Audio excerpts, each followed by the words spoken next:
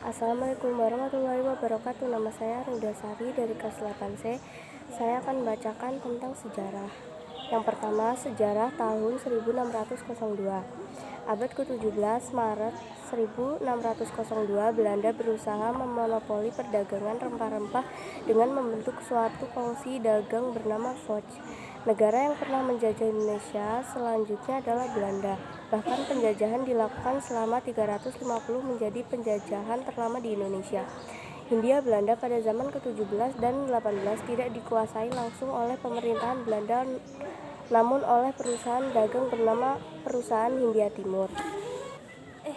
Yang kedua, sejarah tahun 1808. Indonesia diperintah oleh Gubernur Jenderal Herman Willem Daendels atas nama pemerintahan Prancis. Tugas utama yang dibebankan kepada Herman Willem Daendels adalah melakukan pembangunan pertahanan Nusantara terhadap ancaman Inggris, mengatur dan menata kembali pemerintahan kolonial Belanda di Indonesia. Yang ketiga, sejarah tahun 1828 yang mengusulkan pelaksanaan Kulturstelsel di Indonesia, yaitu Johannes van den Bos yang menjabat sebagai Gubernur Jenderal Hindia Belanda. Tujuan utama adanya kebijakan tanam paksa di bawah Gubernur van den Bos, yaitu menyelamatkan Belanda dari krisis ekonomi. Yang keempat, sejarah tahun 1860. Max Havelaar adalah novel karya Multatuli yang digunakan penulis Belanda Edward Douwes Dekker. Novel ini pertama kali terbit pada 1860, yang diakui sebagai karya sastra Belanda yang sangat penting karena memelopori gaya tulisan baru. Yang kelima, sejarah tahun 1908. Budi Utomo adalah organisasi yang dibentuk oleh beberapa mahasiswa Stovia. Pendirian Budi Utomo tidak terlepas dari peran Dr. Wahidin Sudirohusodo yang sering berkeliling di kota-kota besar di Jawa untuk mengampanyekan gagasan tentang bantuan dana bagi pelajar yang tidak mampu sekolah. Pergerakan Budi Utomo diawali dengan mendirikannya Stovia di penghujung abad ke-19 ketika berbagai wabah penyakit tersebar di Pulau Jawa.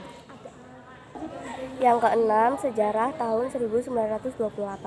Sejarah lahirnya Sumpah Pemuda 1928 dilanjutkan dengan menyusun panitia kongres pada bulan Agustus yang semua organisasi pemuda juga terlibat di dalamnya.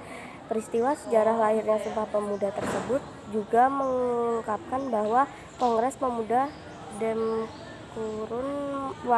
dalam kurun waktu 2 hari, yakni tepat pada tanggal 27 hingga 28 Oktober tahun 1928.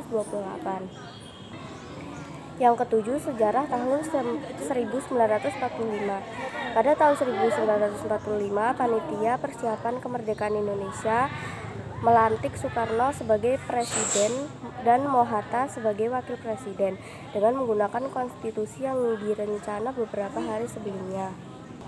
Yang kedelapan, sejarah tahun 2022. Tema Hari Aksara Internasional 2022 adalah Transformating Literasi atau Ruang Belajar Literasi. Tema ini kembali pentingnya ruang belajar literasi demi membangun ketahanan dan memastikan pendidikan yang berkualitas untuk semua kalangan.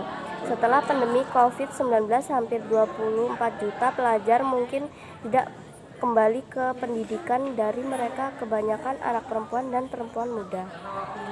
Sekian, terima kasih. Wassalamualaikum warahmatullahi wabarakatuh.